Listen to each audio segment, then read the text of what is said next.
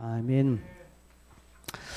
얼마 전에 박사방이라는 그런 유명한 사건이 있었죠. 조주빈이라는 친구가 박사방이라는 이런 모임을 만들어서 소위 말해 디지털 성범죄를 이제 저질렀습니다.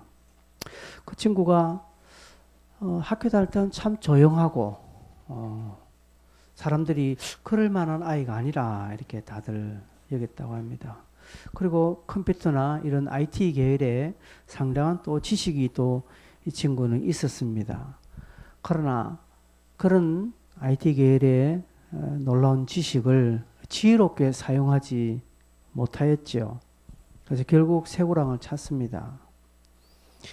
여러분, 좋은 것으로 결론 낼 때 그는 지혜로운 자입니다. 감옥에서 근무하는 어떤 간수가 있었는데, 간수가 이제 관리하는 청년이 하나 있었는데, 이 청년이 잘생겼고 또 뭐 똑똑하게 보이는데, 이 청년이 이제 범죄에서 감옥에 들어왔어요. 그걸 보니까 이 친구가 글을 몰라요. 글을 읽지 못하니까 이 간수가 이 친구가 글을 못 읽어서 좀 사회에 적응하지 못하고 이렇게 범죄를 저질렀나 보다 생각해서 이 친구의 수감 기간 동안 이 간수가 열심히 그에게 글을 가르쳤습니다. 수감 동안 이 친구가 똑똑하니까 글을 또 금방 빨리 깨우쳐서 아주 이제 지식을 드러냈죠. 그리고 이 친구가 이제 출소를 했습니다. 근데 채 1년이 지나지 않아서 그 친구가 다시 그 감옥으로 들어오게 되었습니다. 감옥에 들어오는 죄명이 뭐냐? 문서 위조죄로 들어왔습니다. 간수가 그에게 글을 가르쳤는데 그 배운 글로 문서를 위조했어. 만약에 그 친구가 글을 몰랐으면 문서 위조를 하지 못하지요. 여러분, 배운 지식이 선한 결론을 낼 때 열매가 되고 또 그는 지혜로운 자가 됩니다. 성경은 우리에게 지식의 습득이나 정보의 획득을 강조하지 않습니다. 그것을 지혜라고 말하지 않습니다. 바울은 이것을 배설물로 여겼습니다. 성경은 하나님과의 관계, 사람과의 관계, 세상과의 관계에서 하나님을 영화롭게 할 수 있는 이것들을 지혜라고 말하고 이것을 강조합니다. 그래서 잠언 4장 7절에 보면 지혜가 제일이니 지혜를 얻으라고 말합니다. 청년들에게 지혜가 제일이다, 지혜를 얻으라. 많이 공부하라는 소리 아닙니다. 지혜가 뭐냐? 지혜가 뭐냐? 잠언에서는 여러분 너무 잘 알아서 제가 기록하지는 않습니다. 여호와를 경외하는 것이 지혜의 근본이고 지식의 근본이라고 잠언은 분명히 밝히고 있습니다. 또한 잠언 8장 11절에 대저 지혜는 진주보다 나음으로 원하는 모든 것을 이에 비교할 수 없다라고 말합니다. 지혜는 진주보다 낫기 때문에 네가 원하는 그 모든 것을 이에 비교할 수 없다는 지혜를 가지고 있으면 내가 원하고 내가 바라고 있는 이 모든 것들과 내가 가진 지혜는 비교할 수 없다는 것이죠. 그래서 성경이 말하고 있는 이 지혜를 얻으라고 말합니다. 이것은 많이 배우고 똑똑하고 좋은 대학, 좋은 직장 그렇게 해서 내가 좀 인텔리해지는 거, 성경은 그것을 말하고 있지 않습니다. 다시 말해서 바울은 이 모든 것들을 배설물로 여겼다라고 이야기했습니다. 오늘 설교는 이 지혜를 말합니다. 지혜로운 생활. 어떻게 하면 이 지혜를 얻느냐라는 부분에 초점을 맞추고 있습니다. 근데 갑자기 1장, 2장, 3장까지 오면서 믿음과 행함의 연결, 또 3장 초반부에는 말조심을 해라, 뭐 이 샘이 한 구멍에서 어떻게 단물과 쓴물을 내느냐라고 하면서 한 입으로 네가 어떻게 찬송과 저주를 할 수 있냐 이런 표현을 하면서 좀 행함과 어떤 믿음을 연결시키는 그런 어떤 모습들이 나왔는데 갑자기 오늘 본문 13절부터는 지혜라는 표현을 쓰면서 특별히 13절에는 지혜와 총명이 있는 자가 누구냐라고 이렇게 좀 앞본문과 좀 다른 뉘앙스로 다른 표현으로 지금 전개가 되고 있습니다. 그래서 전혀 다른 이야기인가? 라고 생각할 수 있으나 그러나 같은 이야기입니다. 같은 맥락입니다. 믿음이 행함으로 드러나야 하듯이 지혜도 삶으로 드러나야 한다는 것을 강조하고 있습니다. 그럼 여기서 지혜는 뭐냐? 오늘 본문이 말하는 지혜는 뭐냐? 여기에서 말하는 지혜는 한마디로 믿음을 강조하는 것입니다. 여러분, 성도의 가장 지혜로운 생활이 뭘까요? 그 믿음으로 사는 것이 지혜로운 것입니다. 똑똑해서 지혜 많이 배워서 아주 윤리의식이나 도덕의식이 철저하고 삶의 기술이 교묘하고 경륜이 많아서 이럴 때는 이렇게 하고 저럴 땐 저렇게 하는 이런 인간적인 처세술, 이것을 세상은 지혜라고 이야기하지만 그러나 성경은 그것을 지혜라고 말하지 않고 성경은 믿음으로 사는 모든 것을 지혜롭다라고 말합니다. 그래서 오늘 본문에 말하는 이 지혜는 곧 믿음을 의미하는 것입니다. 그럼 13절은 다시 말하면 너희 중에 믿음이 있는 자가 누구냐라는 말과 똑같습니다. 그는 지혜의 온유함으로 그 행함을 보일지니라고 말합니다. 지혜의 온유함, 이것은 조금 이따 다시 한번 설명하겠습니다. 지혜의 온유함으로 즉 믿음으로 그 행함을 보이라는 말과 똑같습니다. 그러면서 야고보는 뒤이어서 두 종류의 지혜가 있다라고 지금 말하고 있습니다. 그럼 17절 한번 볼까요? 17절에 보면 오직 위로부터 난 지혜는 라는 표현이 있습니다.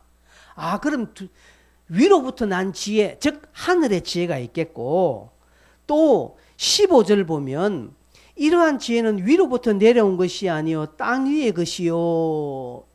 보면 땅의 지혜가 있구나. 지혜는 두 종류가 있는데 하늘에서 내려오는 즉 하늘의 지혜가 있고 이 땅의 지혜가 있다라는 것을 본문을 통해서 쉽게 이렇게 유추해 볼 수 있습니다. 지금 야고보는 3장 12절까지 믿음과 행함을 이야기하면서 13절부터는 방향을 약간 틀면서 지혜라는 표현을 씁니다. 즉 이 지혜는 믿음이라는 표현은 똑같다라고 했습니다. 그런데 굳이 왜 이렇게 지혜라는 말을 지금 쓰고 있느냐라는 것이죠. 이것은 우리가 모르는 이런 원독자들, 당시 이 야고보서를 바라보는 성도들의 어떤 그런 정서적인 부분에 있어서 야고보가 지금 뭔가 던질 메시지가 있다라는 것이죠. 우리는 모르지만 그 당시 이 편지를 받아보는 원독자들의 상황에는 이 뭔가 지혜에 대한 새로운 개념이, 새로운 정리가 필요하다라는 것을 야고보는 알고 다시금 방향을 싹고 조금 바꾸면서 지혜라는 표현을 쓰고 그리고 동일한 어떤 결론을 얻으려고 합니다. 여러분, 유대인은 굉장히 지혜를 강조하는 민족입니다. 여러분 잘 아시듯 탈무드가 대표적이지 않습니까? 유대인들은 그 자녀들에게 굉장히 지혜를 강조합니다. 그렇죠? 원래 그 히브리인들, 유대인들의 경건한 가정에는요, 딱 아이들이 한 5살쯤 글을 알면 레위기서를 다 통독하도록 하고 레위기를 암송하도록 합니다. 그래서 경건한 집안에서 자라온 이런 유대인들은요, 구약 성경 중에 특별히 레위기를 거의 암송합니다. 그래서 손목에 매달고 이마에 우리 성경에 나온 대로 그러죠. 문설주를 기록해서 날마다 말씀을 암송합니다. 왜? 지혜롭게 하기 위하여서 그렇습니다. 굉장히 지혜를 강조합니다. 또한 당시 이 팔레스타인 지역은 헬라가 전부 다 장악하고 있지 않습니까? 이 헬라의 어떤 특징은 지혜입니다. 헬라 사상은요, 지혜의 차원을 9가지로 나누어서 최고 지혜로 오르면 구원받는다라고 이야기를 합니다. 그래서 이들은 헬라인들은 헬라 철학은요, 이 지혜는 구원으로 가는 어떤 과정이 있기 때문에 굉장히 사람들이 지혜로워지려고 엄청나게 노력합니다. 그래서 나름대로 자기들끼리는 지혜의 9단계를 나눠서 너는 몇 단계 있나, 너는 몇 단계, 이렇게 막 지혜를 대결하는 그런 어처구니 없는 그런 정서가 그들 가운데 있다라는 것이죠. 유대인의 지혜, 헬라의 지혜, 이 동시에 그들이 혹하는 단어를 써서 지금 야고보는 지혜를 던집니다. 던지면서 너희들이 말하는 지혜는 성경과 다르다는 것을 말하고 있습니다. 하늘의 지혜다.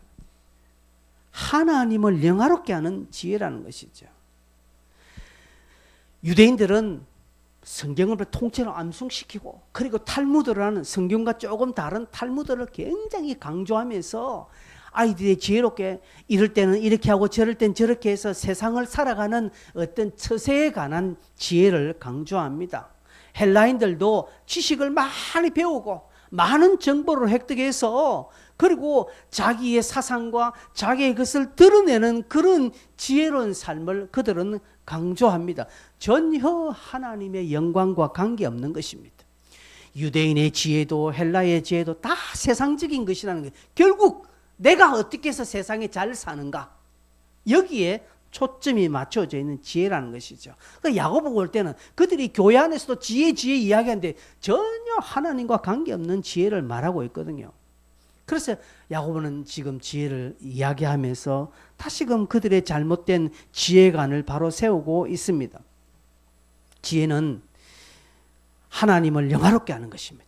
하나님을 드러내고 믿음을 드러내는 이것이 참된 지혜다라는 것이죠. 그래서 위로부터 난 지혜를 말하고 있습니다.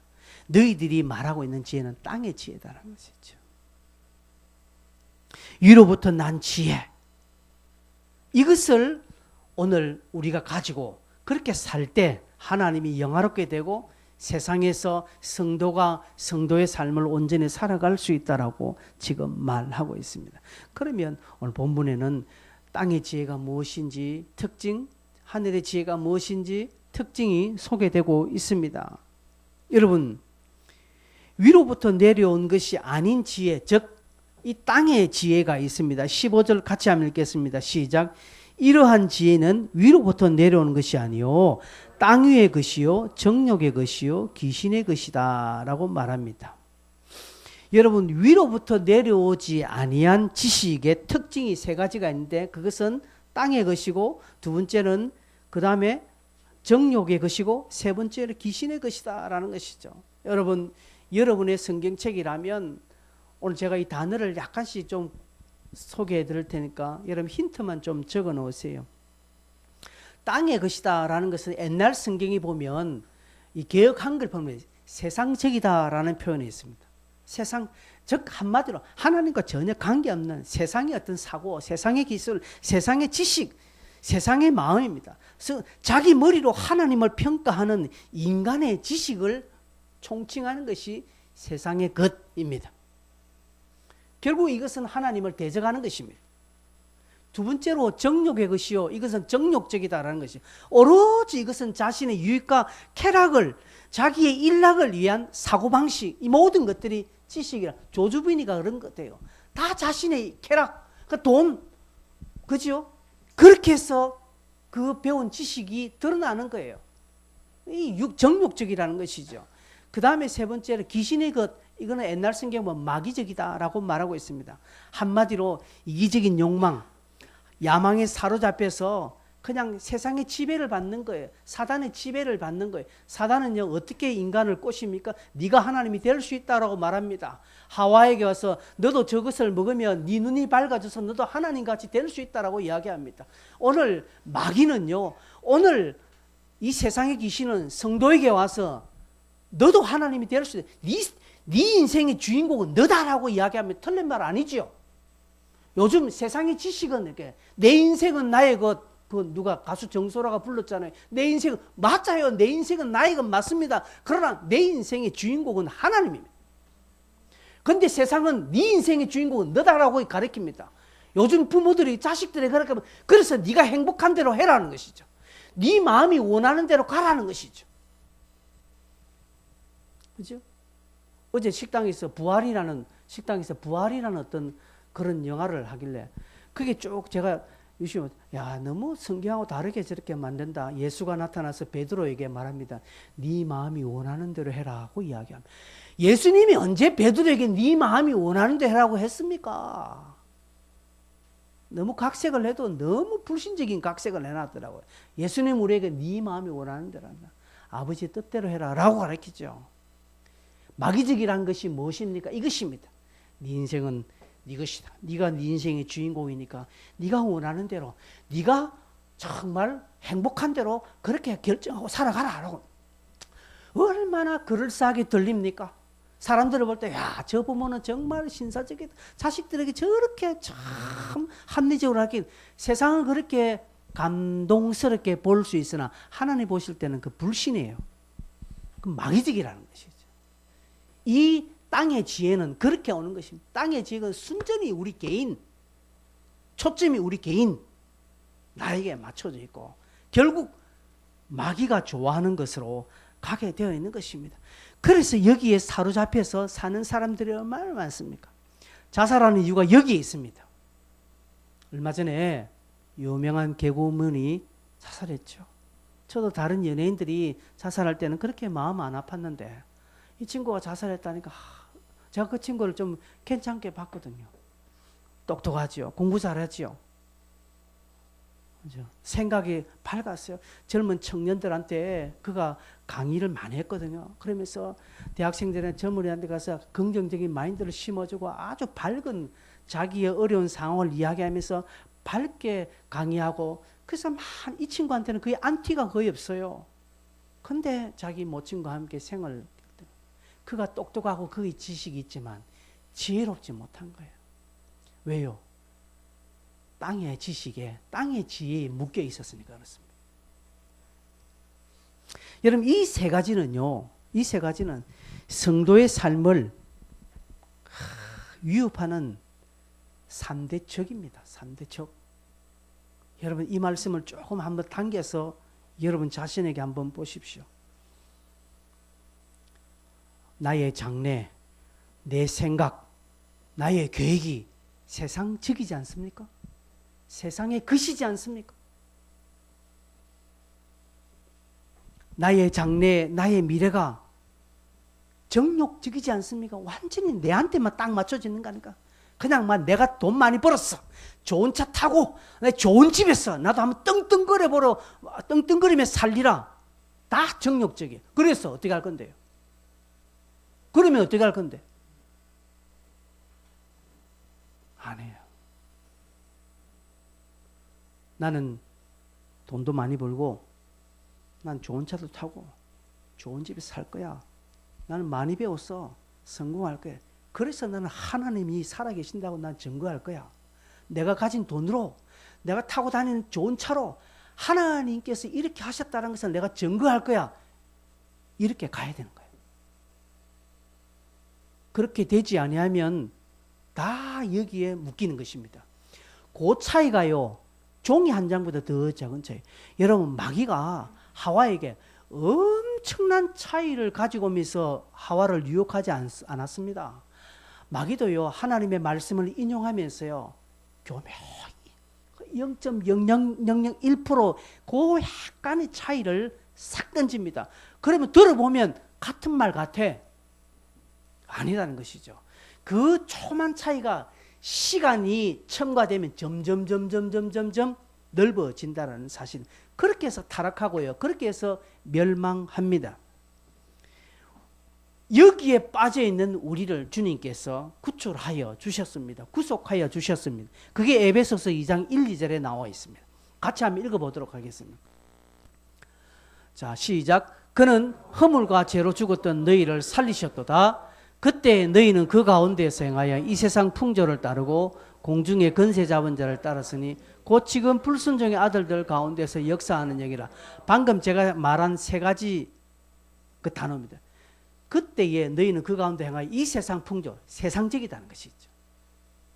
공중 권세 잡은 자를 따랐더라. 이게 마귀적이라는 것이죠. 그래, 불순종 아들 가운데 역사하냐. 이게 정욕적이라는 거지. 주님이 오셔서 허물과 죄를 주는데 우리의 허물과 죄가 뭐냐? 세상적이었고 정욕적이었고 마귀의 것에 속해 있는 우리들을 건지셨다라는 사실입니다. 그래서 이런 땅의 지혜를 가진, 하늘로부터 내려온 지혜가 아니라 땅의 지혜를 가진 자의 대표적인 언행이 14절에 소개되고 있습니다. 14절 읽어볼게요. 시작. 그러나 너희 마음속에 독한 시기와 다툼이 있으면 자랑하지 말라. 진리를 거슬려 거짓말하지 말라. 여러분, 땅의 정욕적인 것에, 귀신의 것에 사로잡힌 이런 지혜를 가지고 있는, 다시 말해서 이 지혜는요, 하늘로부터 내려온 지혜와 정반대의 것이냐? 아니에요. 비슷해요. 한 끗 차이로 가는 거예요. 그러나 완전히 달라요. 여기에 지혜에 빠져 있는 사람 보면 결론이 뭡니까? 독한 시기가 오는 것입니다. 그래서 내보다 잘난 건 못 봅니다. 그래서 야망을 가진 사람은요, 남을 짓밟고 올라가는 게 여기에 있습니다. 다툼이 있으면 싸웁니다. 이 사람은 싸움 잘합니다. 완전히 싸움 땅이에요.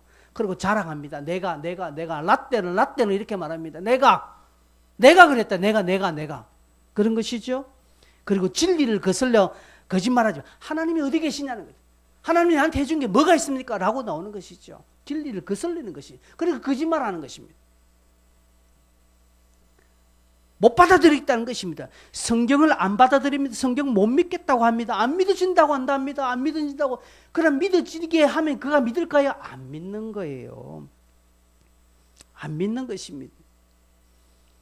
위로부터 난 지혜가 그 속에 없으면 인생은 이렇게 되는 것입니다. 그래서요, 16절에는 시기와 다툼, 혼란, 모든 악한 일이 있다라고 이렇게 말하고 있습니다. 여러분, 이번 화요일 저녁에 다니엘 기도회 강사가 누군가 하면 천정은 자매입니다. 저 뒤에 여러분 나중에 하면 천정. 여러분, 제가 오늘 오후에 저 자매의 영상을 여러분에게 보여줄까 하고 있습니다. 어제 제가 청년들한테도 이야기했지만 저 자매는 예수를 믿게 된 것에 완전히 극한 어떤 반전이 있었거나 그리고 그런 게 없었어요. 우리가 모르는 신비한 어떤 그런 간증이 있은 것이 아니라 지금도 38차의 항암 치료를 받고 있는, 지금도 암 환자입니다. 그때 강의할 때도 항암 치료를 잠시 보류하고 강의를 했어요. 그런데 이 친구는 예수 믿은 게 로마서에 나온 것처럼 하나님을 더듬어 알게 돼요. 여러분, 땅의 지혜를 거부하고 하늘의 지혜를 찾는 사람은요, 누가 특별하게 전도를 안 해줘도 특별하게 무슨 드라마틱한 어떤 그런 자격이 일이 없어도 그 영이 하나님을 찾아서 하나님을 발견할 수 있다는 것을 저 자매가 보여주는 거예요.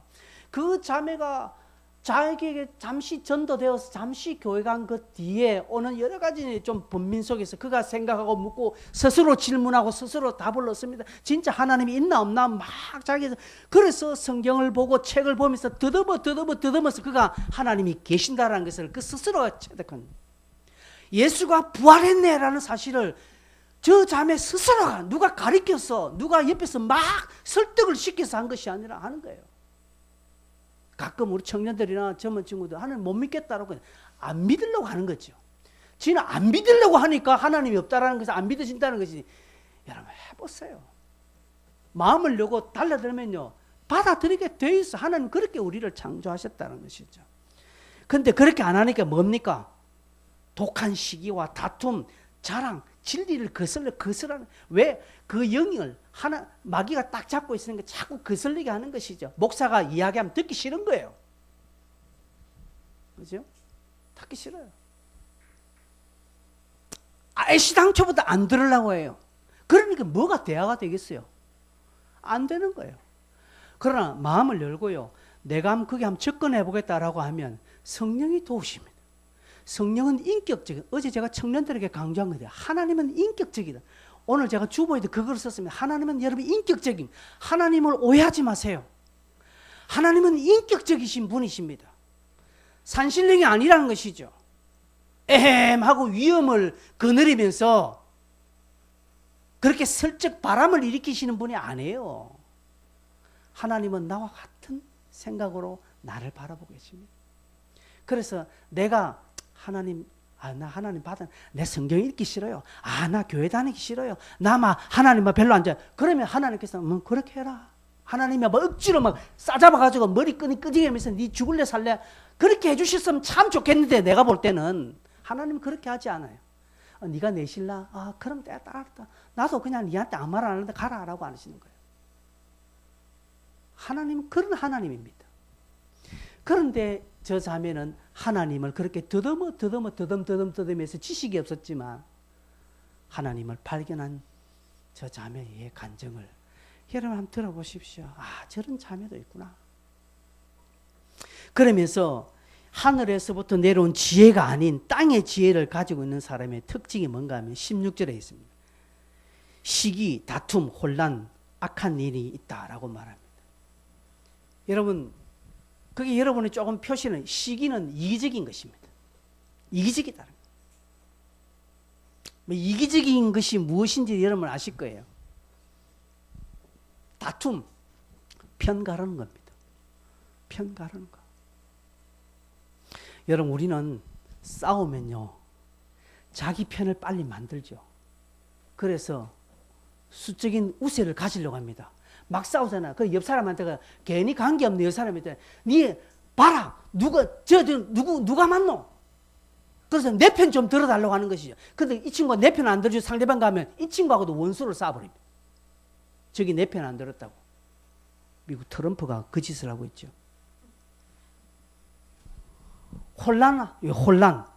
혼란은요 성경에서 기록하고 성경 앞장 1장 8절 한번 볼까요? 혼란은 이렇게 말하고 있습니다. 야고보서 1장 8절. 성경은 빨리빨리 넘겨죠. 두 마음을 품어 모든 일에 정함이 없다는 거지. 하늘의 지혜가 아니라 땅의 지혜에 묶여있는 사람 정함이 없으면 이랬다 저랬다 지가 말하는 것을 덮입니다. 자기가 말하는 것에 책임도 못 집니다. 이렇게 하면 내가 이렇게 할게요 이랬는데 그래 해줬거든 안 하는 거라. 그러니까 자기 말도 못 지키는 거예요. 두 마음을 품었기 때문에 매사에 정함이 없습니다. 이런 사람은 어디 직장에 가도 오래 못 붙어 있어요. 세상이 인정치 않습니다. 그 다음에 악한 일이 있음이라. 악한 일은 무가치한 일을 하고 다닌다는 거지. 무가치한, 정말 가치 없는 일을 하고 돌아다니는, 평생 그렇게 돌아다닐 거예요. 그죠? 가치 없는. 그래서 안 믿는 사람, 술독에 빠진 사람은 왜 그렇습니까? 세상의 지혜에 사로잡혀 있기 때문에 술독에 빠지게 되는 거예요. 가치 없는 거예요, 그거. 술 마시면 해결됩니까? 당장은 해결되죠.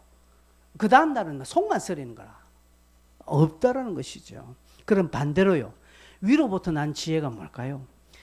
위로부터 난 지혜. 17절에 보면 오직 위로부터 난 지혜는 이렇게 하면서 소개하고 있습니다. 성결하고 화평하고 간용 양순 긍휼 선한 열매 편견과 거짓이 없다 라고 하면서 이렇게 위로부터 난 지혜를 가진 사람은 18절에 화평하게 하는 자들은 화평으로 심어 의의 열매를 거둔다 라고 화평과 의의 열매를 거두는 결과를 이야기합니다. 여기서 먼저 아까 제가 13절에 지혜의 온유함으로 그 행함을 보일지니라고 말씀했습니다. 이 지혜의 온유함이라는 것은 하늘로부터 내려온 지혜의 어떤 특징 중에 하나로 들어가기 때문에 같이 좀 설명하겠습니다. 여러분, 온유라는 표현 들으면 여러분 어떤 생각 드십니까? 저 사람 온유하다라고 할 때는 좀 이러면 참 부드러운 사람이다. 맞습니까? 그런 생각 좀 듭니까?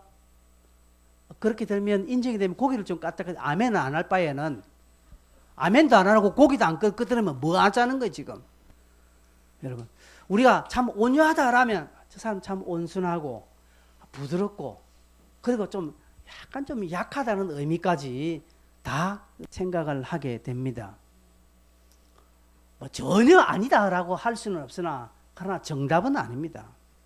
성경에서 말하는 온유는요, 성경이 지적하고 있는 온유는 옛날에 마태복음 설명하면서 팔복 설명하면서 제가 이 부분 좀 설교를 받았어요. 여러분 전혀 기억이 안 나시죠? 감사합니다. 온유라는 것은요, 성령으로의 통제된 마음을 말합니다. 성령에 의해서 잘 다스려진, 즉 훈련된 성품, 훈련된 인격을 의미합니다. 전에는 불같이 화를 낸 사람이었는데, 전에는 혈기 충만한 사람이었는데, 예수 믿고 기도하고 찬송하고 은혜 받고 말씀으로 훈련받고 성령으로 하니까 혈기가 잠잠해지는 거예요. 잠잠해지면, 전에는 야매 고함 지르던 사람이 이제는 야 고함이 아니고 왜 이렇게 온유한 사람이다. 그렇다고 해서 성품이 바뀌었다, 그거 아닙니다. 여러분, 훈련에 의해서 다듬어진 인격을 소유한 자들을 온유하다라고 말하는 것입니다. 이렇게 말하면 어떤 사람은 저 사람 태생적으로 온유하다라고 말합니다. 천성적으로 온유하다라고 한다. 아니요. 타고난 기질이 온유하지 않다, 그거 아닙니다. 성경은 천성적인 타고난 기질로 온유를 말하지 않습니다. 성경이 말하고 있는 온유는 첫째로 성령으로 통제되고 절제되고 말씀으로 훈련되어져서 깎아져서 반응하는 모든 모습을 온유하다라고 말합니다. 이 사람은 겸손합니다. 특징이 겸손합니다. 이 사람은 순종을 잘합니다. 그 대표적인 인물이 모세입니다. 모세. 신명기 12장 볼까요? 신명기 12장 3절에 보면, 신명기 12장 맞나?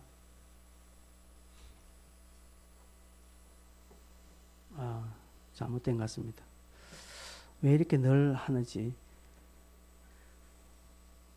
모세를 뭐라고 합니까? 땅의 모든 사람보다 그 온유가 성하다라고 말했습니다. 모세의 온유는 땅의 어떤 것보다 더 성하다라고 말합니다. 모세를 하나님이 평가하시기에 그는 온유한 사람이다. 볼까요? 모세는 40살 때에 자기 동족을 구하기 위해서 사람을 패죽였습니다. 아시죠? 모세는 힘이 있습니다. 당대에 애굽의 모든 학문과 학술과 문물을 겸비한 엘리트입니다. 그런데 사람을 죽였습니다. 그래서 그 다음 날 자기 히브리인끼리 싸우니까, 너가 싸우지 마라 하니까 그 사람들 니도 내를 죽일래? 라고 하니까 그거 겁먹고 미디안 강야로 도망갔지 않습니까? 혈기가 있는 사람이에요. 말보다 주먹이 빠른 사람입니다. 그런 사람이 미디안 강야에서 하나님을 만나고 불꽃 가운데서 하나님을 만나고 하나님을 통해서 그 심령이 훈련되어졌다는 것이죠. 그래서 애굽의 이스라엘의 지도자가 서서 40년간 그 민족을 이끕니다. 그 민족을 이끌 때에 말도 많고 탈도 많고 참 속도 썩이는 이 민족을 대변하다가, 여러분 제가 늘 강조했죠. 무슨 일만 있으면 모세가 어떻게 했습니까? 해망문에 엎드려, 이런 표현이 나옵니다. 해망문에 엎드려, 해막 앞에 엎드려, 여호와께 물어, 이런 표현들이 모세오경 읽으면 줄줄이 나옵니다. 그냥 어떻게든 전에는 말보다 주먹이 빨랐고 혈기가 탱천한 모세였지만 하나님의 말씀과 성령으로 통제되고 절제되고 훈련되어지고 깎여졌으니까 이제는 그가 무슨 사건만 있으면, 전에는 주먹이 나갔지만 이제는 사건만 있으면 그냥 하나님 앞에 엎드리는 기도하는, 하나님이 살려주십시오. 무슨 일이 있으면 하나님 이 민족을 살려달라고, 하나님이 이렇게 진멸하시면 저희 이방 민족들이 하나님을 뭐라고 말하겠습니까? 라고 하면서 그 민족을 중보하는 자로 섰다는 것이죠. 그게 온유한 것입니다. 또한 대표적으로 예수의 온유가 있죠. 예수님의 온유. 마태복음 11장 29절을 보면 나는 마음이 온유하고 겸손하다. 예수님 본인이 벌써 온유하다라고 말하고 있습니다. 왜 그럴까요? 그는 철저히 하나님의 뜻을 따랐어. 예수의 33년간의 삶은 자기의 삶이 아니라 완전히 말씀을 따라서 하나님의 뜻에 순종한 사람입니다. 그래서 마지막 십자가를 지기 전에 는 뭐라고 합니까? 할 수만 있다면 이 잔을 지금 지나가게 해주십시오. 그러나 내 뜻대로 말고 아버지 뜻대로 해달라고까지 기도합니다. 여러분, 온유한 사람은 절대로 자기 뜻을 주장하지 않습니다.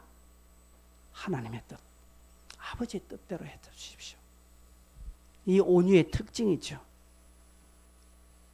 여러분, 저와 여러분도 그렇습니다. 우리도 성령에 의해서 통제받고 절제받고 훈련받아야 되는 것입니다. 근데 우리는 안 받으려고 해요. 우리는 안 받습니다.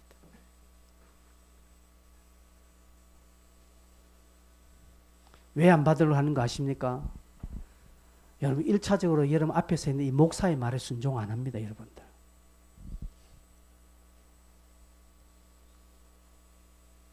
이거는 여러분 앞에, 여러분 내 말 잘 들으십시오. 협박이 아닙니다, 여러분. 결단코 협박 아닙니다. 제가 여러분이 저 말 많이 듣는다고 해서 제가 유리한 거 하나도 없어요. 여러분이 유리하지요. 여러분, 눈에 보이는 여러분의 목회자 앞에 순종하십시오. 그게 하나님 앞에 순종하는 것 똑같습니다. 여러분, 저 단순하게 여기 이상권이라는 인물을 생각하면 안 됩니다. 여러분의 목회자가 누굽니까? 여러분의 목회자가 누굽니까? 여러분의 목회자 앞에 순종하세요. 여러분이 다음에 시집장가 가고 여러분이 또 다른 데서 서울에서 대구에서 여러분 또 신앙생활 하고 다른 지역에서 신앙생활 할 수 있을 것 같은 상황 따라서, 그러면 거기에 다니는 그 교회 목회자가 여러분의 목회자라는 것이죠. 그게 순응하셔야 됩니다. 그럴 때 하나님은 여러분을 다스리십니다. 그렇게 훈련받고 통제받고 절제받고 겸손히 감당하면 여러분도 모르게 그 온유함이 흘러나오게 되어 있습니다. 그렇습니다. 우리 그 교회 가운데 그런 사람이 있습니다. 나는 서인성 형제를 온유한 사람이라고 칭합니다. 있어서 말하는 것이 아니라 이 친구한테는 내가 뭐 하면 노라는 게 없습니다. 그래서 내가 한번, 인성아, 너희 막 한 번은 좀 노라고 해라.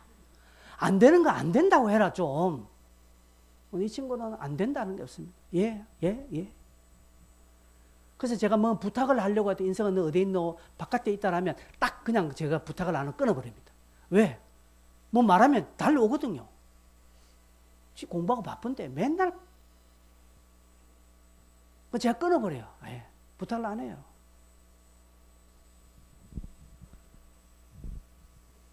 제가 그렇게 할 정도면 제가 부탁하면 얼마나 하겠습니까? 여러분, 그렇게 온유함이 드러납니다.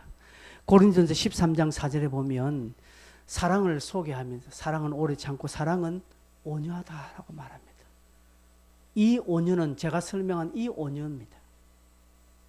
사랑을 여러분 방식으로 해석하지 마십시오. 내 식대로 사랑을 해석하면 크게 실수하는 것입니다. 이렇게 되어집니다. 그리고요, 그 다음 17절부터 버뜩버뜩 여러분 좀 설명하겠습니다. 오직 위로부터 난 지혜는 첫째 성결하다라고, 성결하다는 게 동기가 순수하다는 것이죠. 여러분, 우리 성결하다고 하면요, 뭔가 거룩하고 무슨 대단한 건데요. 아니요. 하나님은 우리의 동기를 징치하시는 분입니다. 하나님은 우리의 동기를 보고 쓰시는 것입니다. 벌을 줘도 동기 보고 벌 주고요, 칭찬해도 그 동기를 보고 칭찬하는 것이지, 하나님은 우리의 어떤 결과를 보고 하나님은 그렇게 하지 않습니다. 여러분, 5달란트 받은 자가 5달란트 남겼기 때문에 하나님 칭찬했을까요? 아니에요. 그 사람의 동기를 하나님 칭찬하신 거예요. 5달란트 남긴 자가 나가서 그것으로 장사하다 3달란트밖에 못 남겼으면 하나님이 어떻게 했을 것 같아요? 5달란트 받은 자가, 저를 보세요 여러분, 외면하지 마시고, 5달란트 받은 자가 나가서 장사했잖아요. 여기 가지고 굴렸잖아요. 그래서 5달란트 남겼습니다. 근데 만약 이 사람이 3달란트밖에 못 남겼다면, 토탈 8달란트밖에 안 남겼다면 하나님이 어떻게 했겠습니까? 첫째로 칭찬했다, 두 번째 책망했다, 세 번째 완전히 막 땅에 파묻었다. 칭찬하셨습니다. 왜요? 그 동기가 그는 이미 주신 것으로 사용했기 때문에. 한 달란트 받은 자는 동기가 불순했잖아요. 그래서 하나님 책망한 것이죠. 그럼 뭐랍니까? 이 사람이, 그러면 주님이 말하면, 그럼 네 은행에 맡겨서라도 이자라도 받아야 될 거 아니가? 이렇게 이야기하시는 거예요. 이 동기가 불순하다는 것이죠. 성결하다라는 것은 동기를 보시는 것입니다.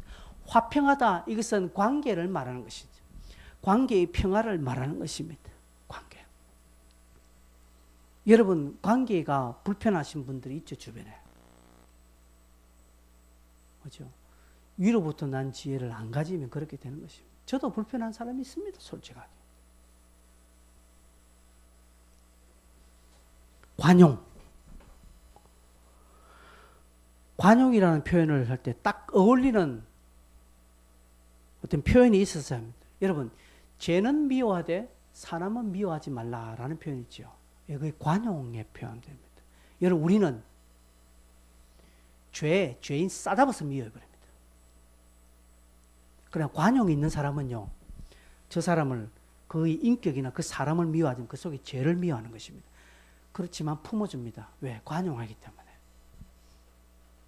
예수님께서 현장에서 가늠하다 잡힌 여인을 향해서 죄를 뭐라는 것이죠. 나도 너를 책망하지 않겠다. 나도 너를 정죄하지 않겠다라고 뭡니까? 그 여인을 향한 것입니다. 여러분, 관용의 사람이 되어야 되는 것입니다. 그런데 우리는 관용 안 해요. 저 사람이 죄를 지었죠? 그죠? 저 사람이 죄를 지었으면 그 사람이 키우고 있는 강아지도 실어가지고 두드려 패고 합니다. 그 사람이 앉았던 그 자리도 실어가지고 저 의자 빼라. 이런 사람이 있습니다. 어떤 사람이 좀 안 좋은 일, 결말 안 좋아. 그러면 그 사람의 모든 과거의 행적을, 우리나라 실수가 뭡니까? 이 진보 정권이 뭐가 없으면 관용이 없는 거예요. 적폐라는 이름으로 싹 다 지우면 과거까지 싹 다 지우는 거예요. 그래서 안 된다는 것이죠. 여러분, 관용의 사람은요, 이 사람이 그 범죄한 것을 징치하고 그 범죄에 대한 것만 하지만 그 사람의 과거를, 그 어떤 사람이 있습니다. 어떤 사람이 범죄했으면 그 사람이 과거에 썼던 책들도 다 버려버리는 거죠. 관용이 없는 사람이 하는 거예요. 그 사람이 만든 어떤 작품들도 싹 다 버려버리는 거예요. 다 불태워버리고 다 없애버리는 거예요. 왜?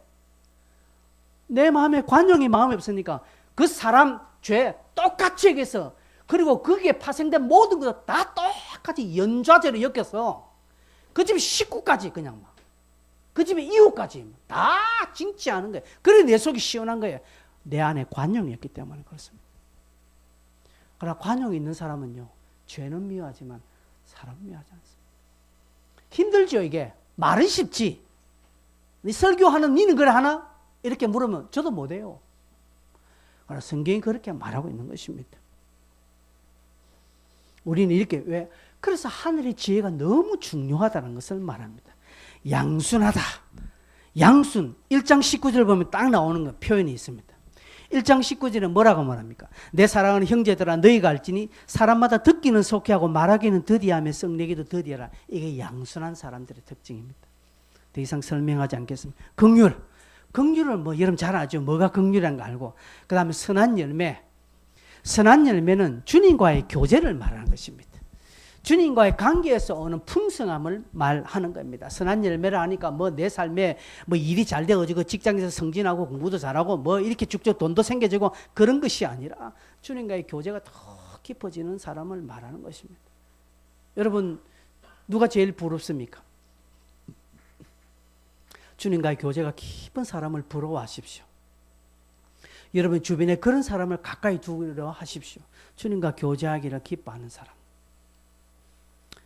만나면 세상 이야기하고 속으로 모여서 이야기만 주로 정치 이야기, 세상 이야기 하지 마세요. 그거는 딴 데 가서 실컷 할 수 있잖아요. 일주일에 한번 교회 와서 성도들과 잠시 나누는데, 그것도 20-30분간 잠시 나눌 때 거기에서 그런 이야기 왜 필요합니까?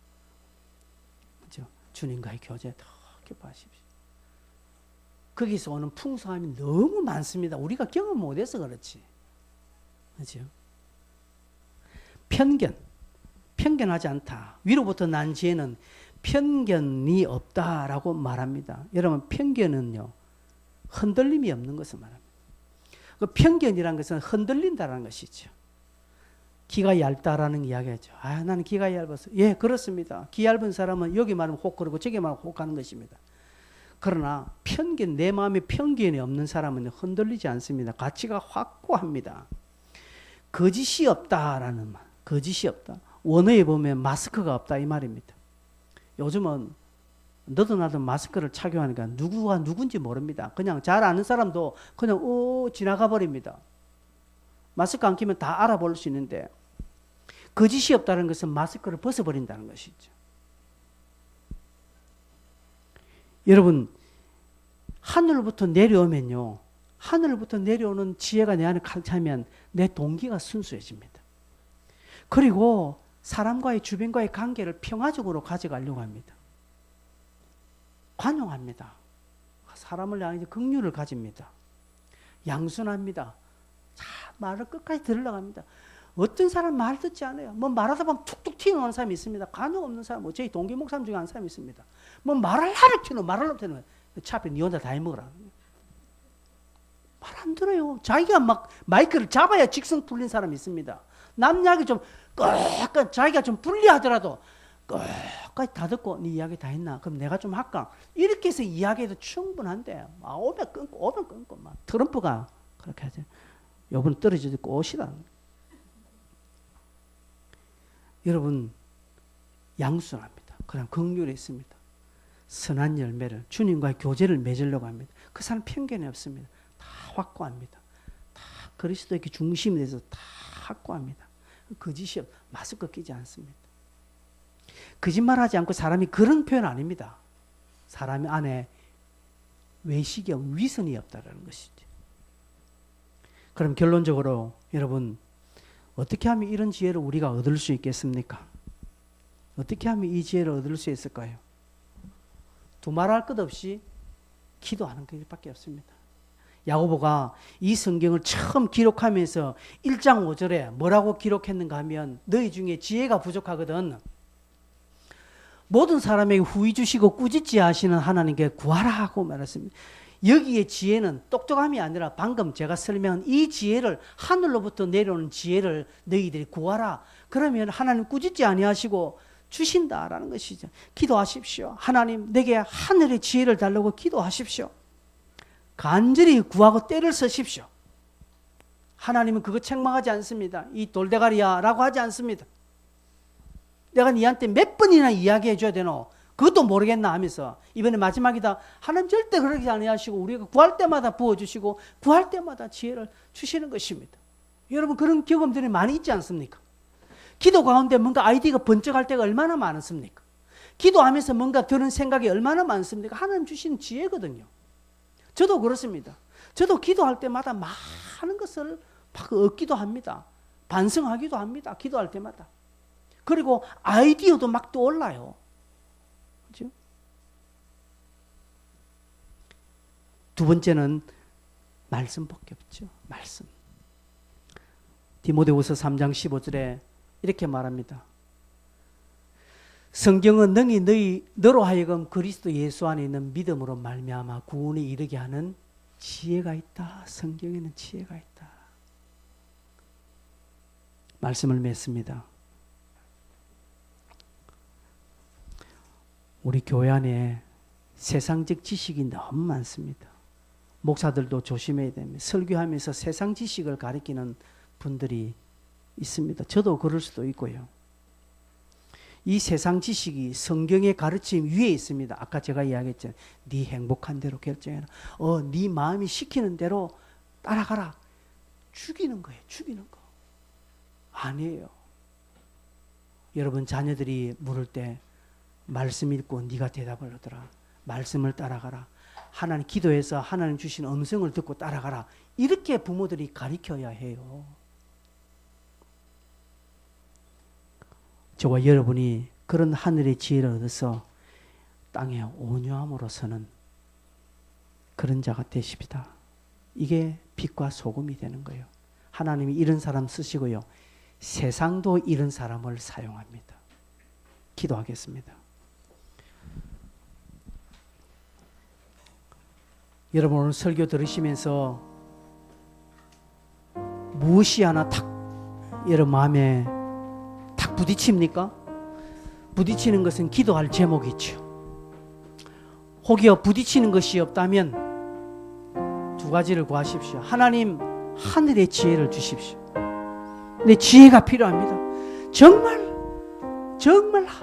위로부터 내려오는 그 지혜가 내게 필요합니다. 지혜를 달라고 여러분 구하십시오. 이것은 다른 내가 원하는 것보다 비교할 수 없다고 했습니다. 하늘의 지혜를 여러분 구하십시오. 그 다음에 하나님, 내 안에 온유함을 심어주십시오. 잘 듣고 깎여져서 말씀에 반응하는 온유한 사람. 그래서 모세처럼 하나님 나라에 쓰임받는 일꾼 되게 해달라고.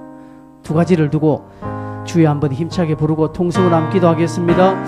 주여, 주님 감사합니다.